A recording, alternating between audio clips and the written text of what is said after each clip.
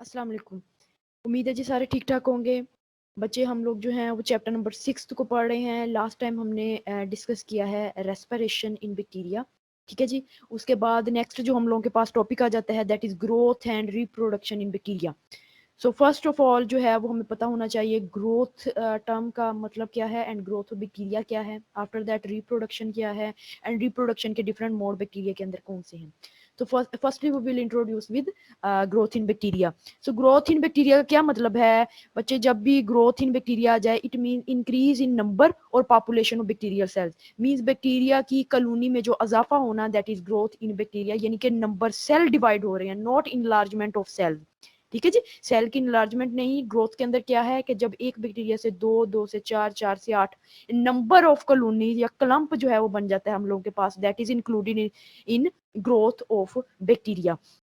So bacteria increase in number by a sexual means of reproduction, यानी कि binary fission. और next मैंने reproduction में मेंशन करूंगी कि आपके पास जो है वो less extent of sexual reproduction भी पाई जा रही है, जिसमें जो है वो कॉन्जुगेशन आ जाती है। सो अगर जो है वो ग्रोथ की बात करें तो हम कहते हैं इंक्रीज इन नंबर और population of bacteria. Bacteria increase करते हैं अगर ए सेक्सुअल मीन्स से, तो वो ए सेक्सुअल मीन्स कौन सा है? Binary fission. So what is binary fission? Binary fission में क्या होता है कि सबसे पहले जो है वो कोई भी पेरेंटल सेल जो है उसका साइज इनलार्ज होता है, बिल्कुल इसी तरह जिस तरह मैंने इस डायग्राम में मेंशन किया है। ठीक है जी बेटा, ये बैक्टीरिया का एक सेल है जिसके अंदर बैक्टीरिया का क्रोमोसोमल डीएनए मौजूद है एंड प्लाज्मिड मौजूद है।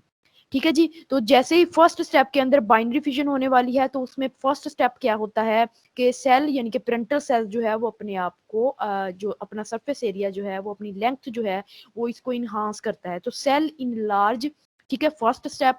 उसके बाद क्रोमोसोम जो है वो इसके डुप्लीकेट होते हैं। ठीक है जी। क्रोमोसोम्स में कौन कौन से?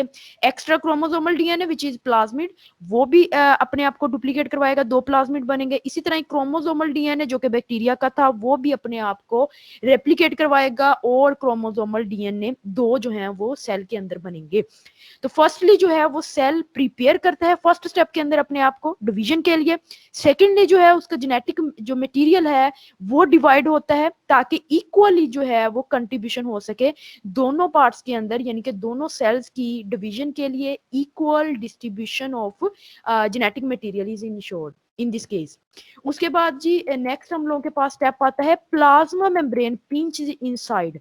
तो थर्ड स्टेप के अंदर क्या होता है आप लोग देखेंगे कि ये प्लाज्मा मेम्ब्रेन जो है वो जैसे ही न्यूक्लियर मटेरियल जो है वो हाफ वे में डिवाइड हो गया है, तो अब प्लाज्मा मेम्ब्रेन अब इनवर्ड जो है वो पिंच करेगी। ठीक है जी। तो जैसे ही इनवर्ड पिंच करेगी तो साइटोप्लाज्म जो है वो इस वाले पोर्शन में, जहां पे इस वाले पोर्शन में जहां पर मौजूद नहीं था, यहाँ पे सेल वॉल बनेगी। और जैसे ही सेल वॉल बनेगी सेल डिवाइड हो जाएगा into two cells which have same genetic material as their parental cell है। ठीक है। तो ये हम लोगों के पास step by step binary fission का मैकेनिज्म हो गया कि हम कहते हैं कि सबसे पहले पेरेंटल सेल इनलार्ज करता है अपने आप को, क्रोमोसोम जो है वो डुप्लीकेट करते हैं, plasma membrane pinches inside, cell wall grow करता है inward by evenly distributing nuclear material. उसके बाद सेल जो है वो दो में डिवाइड हो जाता है। तो इस डायग्राम से आपको अच्छे अच्छे से जो है वो कॉन्सेप्चुअली समझ आ जाएगी कि how binary fission in prokaryote और स्पेसिफिकली इन बैक्टीरिया अकर। उसके बाद नेक्स्ट जो है वो एक टर्म आएगी बेटा जनरेशन टाइम। जब भी हम ग्रोथ की बात करेंगे बैक्टीरिया के अंदर तो व्हाट इज जनरेशन टाइम? तो जनरेशन टाइम का मतलब है time it takes for a population of bacteria to double in number. ठीक है जी। फॉर एग्जाम्पल अभी एक पॉपुलेशन मौजूद है, ठीक है जी, उस पॉपुलेशन से नेक्स्ट पॉपुलेशन आई जो कि अब डबल इन नंबर है, तो जो टाइम लगा है उस पहली पॉपुलेशन से अगली पॉपुलेशन यानी कि डबल पॉपुलेशन बनने तक, दैट इज जनरेशन टाइम। नाम से जाहिर है एक जनरेशन से दूसरी जनरेशन बनने तक का जो टाइम है that is generation time. With each division cycle और जनरेशन, यानी कि वन सेल डिवाइड होता है दो में और फिर वो जो दो सेल्स बने हैं वो इंडिविजुअली डिवाइड होते हैं, then four cells form, then 8, then 16, 32 and so forth. और जिस तरह मैकेनिज्म जो है वो चलता जाता है और नंबर ऑफ कॉलोनीज जो है उनकी फॉर्मेशन होती है। So time required for the formation of a generation it is known as generation time, जिसको G से रिप्रेजेंट, कैपिटल G से जो है वो रिप्रेजेंट करते हैं। ठीक है जी। तो एक जनरेशन को बनाने के लिए जितना टाइम रिक्वायर्ड है दैट इज जनरेशन टाइम। मैंने इस टेबल के अंदर जो है वो क्लियरली कॉन्सेप्चुअली समझने के लिए रखा है, इसको अच्छे तरीके से देख लेना है। जनरेशन टाइम का क्या मतलब है, हम लोगों के पास एक सेल मौजूद था, ठीक है जी। तो यहाँ पे मैंने मेंशन किया नंबर ऑफ सेल्स, एक सेल मौजूद है, जब ये सेल डिवाइड होगा दो सेल बनेंगे, मींस नेक्स्ट जनरेशन आ रही है, ठीक है जी। तो ये हम लोगों के पास फर्स्ट जनरेशन है। इस जनरेशन से अब जब नेक्स्ट जनरेशन बनेंगी और फिर नेक्स्ट जनरेशन से next generation, so the time gap present between the cell and this population to next population is known as generation time. यानी कि इस एक सेल से दो सेल बनने और फिर इन दो सेल से नेक्स्ट जनरेशन जो बन रही हैं, आइदर इंडिविजुअली बन रही हैं, ओवरऑल कलेक्टिवली की बात कर रहे हैं, so this is known as generation time. ठीक है जी। एक पॉपुलेशन से दूसरी पॉपुलेशन का बनना, या एक जनरेशन से दूसरी जनरेशन का बनना, दूसरी से तीसरी जनरेशन का बनना, ठीक है जी। बिल्कुल इसी तरह ही परदादा से दादा, दादा से बाप, ठीक है जी, नेक्स्ट मूव करना। तो ये हम लोगों के पास क्या है, जनरेशन है। परदादा से दादा बनने तक का जो गैप है दैट इज जनरेशन टाइम। तो ये हम लोगों के पास एक सिंपल एग्जांपल हो गई इस कॉन्सेप्ट को समझने के लिए। उसके बाद नेक्स्ट आ जाता है बेटा फेजेस इन बैक्टीरियल ग्रोथ। ठीक है जी। बैक्टीरियल ग्रोथ के कौन कौन से फेजेस हो सकते हैं, मोस्ट इंपॉर्टेंट क्वेश्चन है, ठीक है जी, शॉर्ट क्वेश्चन के हवाला से भी और लॉन्ग क्वेश्चन के हवाला से भी। इसी तरह जो मैंने पिछली जो बताया आपको generation time, this is also important question, ठीक है जी, इंपॉर्टेंट शॉर्ट क्वेश्चन है, जनरेशन टाइम क्या होता है, तो इसमें एग्जाम्पल मेंशन करें। उसके बाद जी नेक्स्ट हम लोग पढ़े हैं फेजेस इन बैक्टीरियल ग्रोथ। फेजेस कौन से हैं कि बैक्टीरिया जब ग्रो करता है, जब वेरी फाइन कॉलोनीज बनती हैं, तो उस वक्त वो कौन कौन से फेजेस से गुजरता है। ठीक है जी। हमने जो है वो एक पेट्री प्लेट के अंदर जो है वो किसी बैक्टीरिया की कॉलोनी को ग्रो करवाना है। सबसे पहले हम बैक्टीरिया उस कॉलोनी के अंदर या उस पेट्री प्लेट के अंदर हमने क्या रखे होते हैं, ग्रोथ फैक्टर्स रखे होते हैं। जैसे ही बैक्टीरिया को इनोकुलेट करते हैं उस पेट्री प्लेट के अंदर, तो वो नंबर ऑफ बैक्टीरिया बनाते हैं, और नंबर ऑफ बैक्टीरिया बनाने तक जो है वो प्रोसीजर, वो तमाम फेजेस जो हैं उनमें कौन कौन सी चेंजेस आती हैं, उस चीज को हम स्टडी करेंगे। तो सबसे पहले बेटा हम लोगों के पास आ जाता है lag phase, very first phase in bacterial growth. Lag phase का मतलब कि इसके दौरान कोई ग्रोथ नहीं होती, लेकिन सेल अपने आप को, बैक्टीरियल सेल अपने आप को तैयार करता है। ठीक है जी। तैयार करता है किस चीज के लिए, डिवीजन के लिए, ठीक है जी, ग्रोथ के लिए अपने आप को तैयार करता है। तो इसमें होता क्या है, बेसिकली सिंथेसिस ऑफ आरएनए होती है, कुछ एंजाइम्स सिंथेसाइज होते हैं, ठीक है जी, जिन्होंने नेक्स्ट जो है वो डिवाइड करवाना है एक से दो, दो से चार सेल्स को। इसी तरह ही जो है वो अदर मॉलिक्यूल जो कि एसेंशियल है for the purpose of division.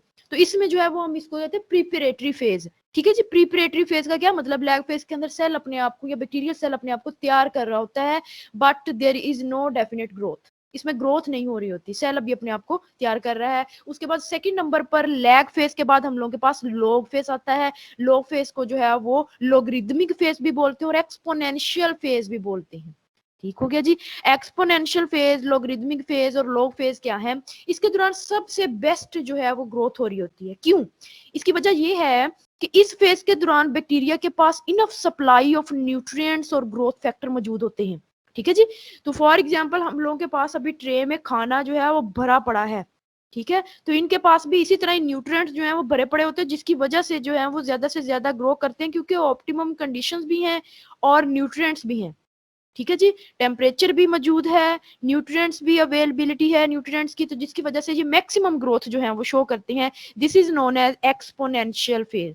Exponential phase जो है या एक्सपोनेंशियल जो आपके पास जो है वो हम लोग इसको बोलते हैं जी टाइम पीरियड या रेट, एक्सपोनेंशियल रेट। उसका मतलब होता है एक अच्छे रेट पर या एक अच्छे फेज में, जिसमें हमें एक बहुत जबरदस्त या जो ग्रोथ जो है वो देखने को मिलती है, एक्सपोनेंशियल फेज। ठीक है जी। मैक्सिमम ग्रोथ देखने को मिलती है।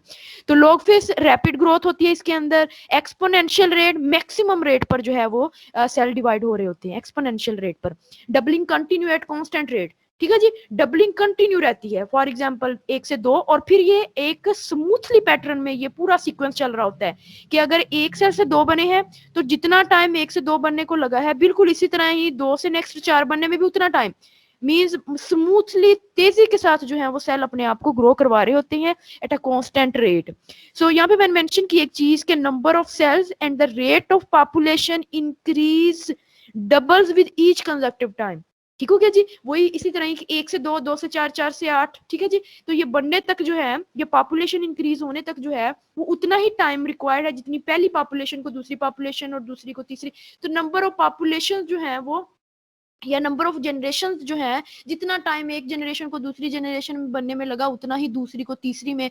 तो इसी तरह स्मूथ वे में जो है वो बैक्टीरिया ग्रो कर रहे होते हैं। ठीक है, कोई हर्डल नहीं है, न्यूट्रिएंट्स इजीली अवेलेबल हैं।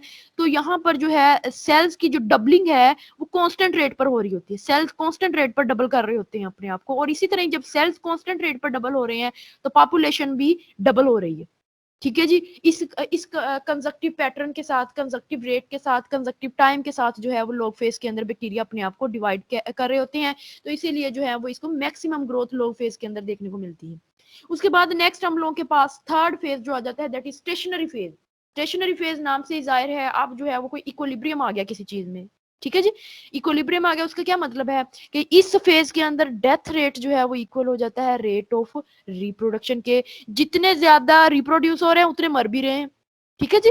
हम कहते हैं जी उस मीडियम के अंदर जिसके अंदर हम बैक्टीरिया को ग्रो करवा रहे हैं, उसके अंदर फॉर एग्जांपल जो है वो 2 से 4 बन रहे हैं, तो पिछले 4 जो बने वो उनकी डेथ हो रही है। तो डेथ रेट जो है वो रेट ऑफ रिप्रोडक्शन के जो है वो इक्वल हो जाता है, जिसकी वजह से कोई खास ग्रोथ रेट हमें देखने को नहीं मिलता, जो कि हमने लॉग फेज के अंदर देखा। ठीक हो गया जी। तो ये क्यों होता है? इसकी वजह है कि वो जो न्यूट्रिएंट्स, वो जो ट्रे खाने की हमने उसको प्रोवाइड की थी, वो ऐसा ऐसा कम हो रही है। ठीक है जी, कम हो रही है। तो इसकी वजह से जो है वो बैक्टीरिया के अंदर एक कंपटीशन आ गया न्यूट्रिएंट्स की अवेलेबिलिटी के लिए। ठीक है जी, न्यूट्रिएंट्स अवेलेबल नहीं है जिसकी वजह से बैक्टीरिया जो है उनकी डेथ होना स्टार्ट हो गई है। So due to growth limiting factor उनमें कौन कौन से हो जाते हैं? Depletion of an essential nutrient, depletion कम हो रहे हैं वो न्यूट्रिएंट्स जो हमने प्रोवाइड किए थे उनकी नॉर्मल ग्रोथ के लिए। उसके बाद बेटा नेक्स्ट हम लोगों के पास आ जाता है डेथ और डिक्लाइन फेज। डेथ और डिक्लाइन फेज जो है, इसका क्या मतलब है कि आपके पास जो है वो अब डेथ का जो रेट है, यानी कि बैक्टीरिया के मरने का, वो रेट ऑफ रिप्रोडक्शन से कहीं ज्यादा हो गया है। उसकी वजह क्या बनी? या तो न्यूट्रिएंट्स खत्म हो गए हैं, इन्वायरमेंटल कंडीशन जो हमने प्रोवाइड की थी वो अब ऑप्टिमम नहीं है उसके लिए। ठीक है जी। तो इस वजह से जो है वो बैक्टीरिया जो अल्टीमेटली जो है वो मरना स्टार्ट हो जाती है और रिप्रोडक्शन जो है उनकी बिल्कुल सीज हो जाती है। ठीक हो गया। तो ये तब होता है जब जो है वो हम लोग के पास न्यूट्रिएंट्स का जो है वो एब्सेंस जो है वो देखने को मिलता है, न्यूट्रिएंट्स कंज्यूम हो चुके हैं। तो इस वजह से जो है वो जो स्लूप अब अपर साइड पर गई थी, नेक्स्ट मैं डायग्राम में मेंशन करूंगी। ठीक है जी, ये डायग्राम आपके पास जो स्लूप जो है वो इस लॉग फेज में गई थी स्टेशनरी फेज की तरफ, अब जो है वो मूव डाउन करना शुरू हो गई, जिसकी मदद वजह है बैक्टीरिया की death. So this is fourth stage of phases in bacterial growth. इसको वन बाय वन डायग्रामेटिकली जो है वो मैं मेंशन करती हूँ। फॉर एग्जांपल पहली फेज बेटा हम लोगों ने देखी लैग फेज। तो ये इनिशियल फेज है जिसके दौरान बैक्टीरिया अपने आप को तैयार कर रहा है, तो इसमें आपको कोई भी ग्रोथ देखने को नहीं मिलेगी। तो जैसे ही ये स्लूप बनेगी, इसका मतलब है ये आपके पास स्लूप जो नजर आ रही है, ठीक है जी, ये लाइन अपवर्ड मूव कर रही है, इसका मतलब है बैक्टीरिया की ग्रोथ होना स्टार्ट हो गई। ठीक है जी, जो जैसे जैसे ऊपर जाती जाएगी उतनी मैक्सिमम ग्रोथ हो बैक्टीरिया है, जैसे जैसे ऊपर जाती जाएगी। तो एक फेज आएगा लीनियर वे में, ये जो है वो लाइन आप लोगों को देखने को मिलेगी। इसका मतलब है यहाँ पर आकर बैक्टीरिया की ग्रोथ जो है वो अब उतनी नहीं रही जितनी लॉग फेज के दौरान थी, यानी कि स्टेशनरी फेज के अंदर डेथ जो है वो रेट वो इक्वल हो गया रिप्रोडक्शन रेट के। उसके बाद ये जो लाइन है ये अब डाउनवर्ड मूव करेगी, कि डेथ रेट अब ज्यादा है रिप्रोडक्शन रेट से। तो ये जो है वो टाइम स्केल के हिसाब से जो है वो हम मेजर करते हैं इस चीज को, फेजेस को, कि लैग फेज कब है, लॉग फेज कब है, stationary phase and death phase कब है। सो ये हम लोगों के पास 4 फेजेस हो गए बच्चे। पहला lag phase, log phase, stationary phase क्या है, डेथ और डिक्लाइन फेज जो है वो क्या है। उसके बाद नेक्स्ट हम मूव करते हैं जी रिप्रोडक्शन। हमने ग्रोथ की बात कर ली, ठीक है जी, उसमें रिप्रोड्यूस हो रहे हैं, लेकिन रिप्रोडक्शन के जो है वो मोड कौन कौन से हैं बैक्टीरिया के अंदर, तो स्पेसिफिकली मैंने हेडिंग बनाई मोड ऑफ रिप्रोडक्शन को समझने के लिए। तो हम कहते हैं बैक्टीरिया के अंदर जो है वो मोड ऑफ रिप्रोडक्शन में अगर एसेक्सुअल मोड ऑफ रिप्रोडक्शन की बात करें तो बाइनरी फिजन, जो कि हमने जो है वो पहले जो है वो मेंशन की डायग्रामेटिकली जो है उसको बड़े अच्छे से जो है वो बाइनरी फिजन को मैंने इस स्लाइड के अंदर मेंशन किया। आफ्टर दैट जो है वो अगर सेक्सुअल मोड ऑफ रिप्रोडक्शन की बात करें, जो मैं पहले मेंशन किया कि बैक्टीरिया के अंदर सेक्सुअल, लेकिन एज इट इज जैसे कि यूकेरियोट्स के अंदर या ट्रेडिशनल सेक्सुअल रिप्रोडक्शन मेथड होता है वो मौजूद नहीं है, बट लेस एक्सटेंट जो है वो उसमें सेक्सुअल मोड ऑफ रिप्रोडक्शन जो है वो अगर उसकी मौजूदगी की बात करें तो कॉन्जुगेशन एक मैकेनिज्म है, जिसको मेरा ख्याल है हम पहले भी पढ़ चुके हैं चैप्टर नंबर 6 के अंदर, जब हमने जो है वो प्लाज्मिड्स के अंदर जो है वो बात की थी। ठीक है जी। और पाइली स्ट्रक्चर को जब हमने पढ़ा था उस वक्त जो है वो कॉन्जुगेशन कॉन्सेप्ट को पढ़ा था। सो कॉन्जुगेशन का क्या मतलब है कि जब तो दो बैक्टीरियल सेल आपस में करीब आते हैं तो उस वक्त जब अपना जेनेटिक मटेरियल एक्सचेंज करते हैं through the formation of a very fine bridge, ठीक है जी, ये ब्रिज जिसको हमने कॉन्जुगेशन ट्यूब बोलते हैं, कॉन्जुगेशन ट्यूब बना के अपना जेनेटिक मटेरियल जो है वो एक्सचेंज करते हैं, तो इस वाले मेथड को हम क्या बोलते हैं, कॉन्जुगेशन। सो कॉन्जुगेशन में क्या होता है कि सेक्स पाइल स्ट्रक्चर जो कि हमने पढ़ा था, पाइल स्ट्रक्चर इनकी बॉडी को कवर किया हुआ है, ठीक है जी, जो इनको अटैचमेंट में भी हेल्प करता है और जो है वो कॉन्जुगेशन में भी हमने पढ़ा था कि हेल्प करता है। This pile structure is basically, ये जो ब्रिज बना है ये पाइल स्ट्रक्चर ने बनाया है।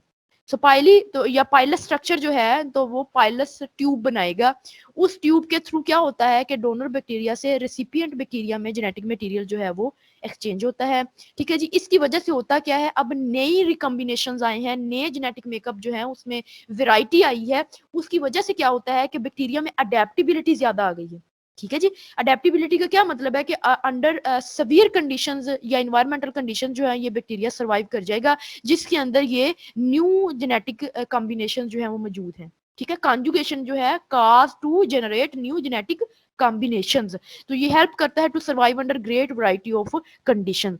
तो बेटा ये नेक्स्ट मैंने डायग्राम में जो है वो मेंशन किया है, फॉर एग्जांपल एक फीमेल आप इसमें देखेंगे कि इसमें फर्टिलिटी प्लाज्मिड जिसको हमने एफ फैक्टर बी बोला था ये मौजूद नहीं है। मेल के अंदर जो है फर्टिलिटी प्लाज्मिड जो है वो आप देखने को मिलेगा, F factor which is present here, ठीक है जी। तो रोलिंग सर्कुलर मैकेनिज्म मौजूद होता है जो कि प्लाज्मिड की डिटेल में पढ़ा जाता है कि रोलिंग सर्कुलर मैकेनिज्म के थ्रू ये रोल ऑफ होता है, ये जो प्लाज्मिड ये एफ फैक्टर जो है और कहाँ पास कर जाता है, दूसरे रिसिपिएंट बैक्टीरिया के अंदर, ठीक है जी। तो प्लाज्मिड या एफ फैक्टर जो है वो बैक्टीरियल यानी कि रेसिपिएंट बैक्टीरिया के अंदर जब जाता है तो वहां पर कंबाइन करता है जेनेटिक मटेरियल के साथ, जिसकी वजह से नए जेनेटिक कॉम्बिनेशन देखने को मिलती हैं। तो जब एक बैक्टीरिया से दूसरे बैक्टीरिया के अंदर जो है वो आपके पास जेनेटिक मटेरियल एक्सचेंज हो रहा होता है, या सिंपली मैं यहाँ पे मेंशन करूंगी कि एफ फैक्टर जब ट्रांसफर होता है, ठीक है जी, तो उस वक्त जो है वो इसको बोलते हैं conjugation by the formation of a bridge which is formed by pili structure or pilus is known as conjugation tube। ठीक हो गया जी। तो दो मोड ऑफ रिप्रोडक्शन जो है वो मौजूद है, हमने पढ़ा ए सेक्सुअल के अंदर बाइनरी फिशन, सेक्सुअल के अंदर कंजुगेशन। उसके बाद बेटा यहाँ पे मैंने मेंशन किया है what is difference between binary fission and conjugation, क्या डिफरेंस है दोनों के अंदर, ठीक हो गया जी। हमने एक चीज पढ़ी थी कि जिस तरह का पेरेंट के अंदर जेनेटिक मटेरियल मौजूद है वैसा ही नेक्स्ट ऑफ स्प्रिंग या डॉटर सेल्स के अंदर मौजूद है, ठीक हो गया जी। वैसा ही मटेरियल एज ये इनमें जो है वो आइडेंटिकल है, ठीक है जी। डॉटर सेल जो है वो आइडेंटिकल है पेरेंट सेल से, लेकिन कॉन्जुगेशन के केस में क्या है, कॉम्बिनेशन जो है वो न्यू कॉम्बिनेशन आए तो जिसकी वजह से अब नेक्स्ट ऑफ स्प्रिंग के अंदर क्या है, वेरिएशन मौजूद है, ठीक हो गया जी। तो offspring in case of binary fission offsprings are identical, in case of conjugation offspring है वेरिएशंस, ठीक है जी। तो इसमें क्या होता है कि जब बाइनरी फिशन होती है एक बैक्टीरिया से जो है वो दो बैक्टीरिया बनते हैं, ठीक है जी, जो हमने बाइनरी फिशन की डायग्राम में देखा था, एक बैक्टीरिया जो है वो रिक्वायर्ड होता है टू रिप्रोड्यूस नेक्स्ट ऑफस्प्रिंग। इसमें क्या करते हैं, दो बैक्टीरिया जो है वो come close to each other and then exchange their genetic material and the offspring which generated by this combination have unique pattern और यूनिक न्यूक्लियर मटेरियल। तो ये डिफरेंस आ जाता है दोनों के अंदर के, इसमें जो है वो एक बैक्टीरिया है और इसमें जो है वो हम लोगों के पास दो बैक्टीरिया आ जाते हैं। इसमें बाइनरी फिशन की अगर हम बात कर ले, हम कहते हैं जी कि इसमें टाइम जो है वो कम रिक्वायर्ड होता है, टेक्स लिटिल टाइम। अब कॉन्जुगेशन की बात कर ले तो हम कहते हैं takes more time than binary fission, इसमें टाइम जो है वो ज्यादा रिक्वायर्ड होता है। Binary fission asexual mode of reproduction है, पहले बता दिया मैंने। कॉन्जुगेशन क्या है, सेक्सुअल मोड ऑफ रिप्रोडक्शन है। इसमें जो है वो एफ फैक्टर पास होता है, ठीक है जी। इसमें जेनेटिक मटेरियल का जेनेटिक मटेरियल यानी कि एफ फैक्टर की जो है वो स्पेसिफिकली बात नहीं करते, हम कहते हैं इसमें क्रोमोसोमल डीएनए जो बैक्टीरिया का है वो डुप्लीकेट होता है, ठीक है जी। और फिर इक्वली डिस्ट्रीब्यूशन के बाद जो है वो दो सेल में कन्वर्ट हो जाता है, एक सेल डिवाइड हो जाता है। इसके अंदर जो है वो एफ फैक्टर जो है वो बेसिकली वो ट्रांसमिट करता है from donor bacterial cell to recipient bacterial cell. तो इस केस में ये डिफरेंशिएशन होगी दोनों के अंदर के what is binary fission and conjugation, what is difference between both of them. तो उनमें जो है वो एक सेल से स्टार्ट हो रहा है या दो से स्टार्ट हो रहा है, इसमें न्यूक्लियर मटेरियल ट्रांसफर हो रहा है तो इसमें ट्रांसफर हो रहा है, न्यूक्लियर मटेरियल का टाइप, इसमें क्रोमोसोम्स हैं, एफ फैक्टर है, ठीक है जी। तो ये एक छोटा सा जो है वो डिफरेंशिएशन का थोड़ा सा टेबल हो गया कि बाइनरी फिजन और कॉन्जुगेशन के दरमियान क्या डिफरेंस है। तो this is all about today lecture. इसको दोबारा से बेटा रिकॉल कर लेते हैं। हमने जो है वो आज के लेक्चर में growth and reproduction in bacteria को स्टडी किया है। उसमें जो है वो हमने ग्रोथ बैक्टीरिया को देखा है, ग्रोथ इन बैक्टीरिया की डेफिनेशन के अंदर ग्रोथ को पहले स्टडी किया है, ठीक है जी। अपनी बैक्टीरिया को अपनी जो है वो सेलुलर एक्टिविटीज परफॉर्म जो करता है वो बाद की बात है, उससे पहले जो है वो अपने आप को डिवाइड करवाता है। चेंजेस जो है वो डिवाइड होने के बाद सेल के अंदर आती हैं, ठीक है जी। तो ये हमने ग्रोथ इन बैक्टीरिया को स्टडी किया, बाइनरी फिजन को देखा है, जनरेशन टाइम को देखा है। आफ्टर दैट जो है फेजेस डिफरेंट बैक्टीरियल ग्रोथ के अंदर कौन कौन से आ जाते हैं। फिर हमने जी रिप्रोडक्शन इन बैक्टीरिया के अंदर binary fission, conjugation and then conjugation and binary fission के डिफरेंस को देखा है।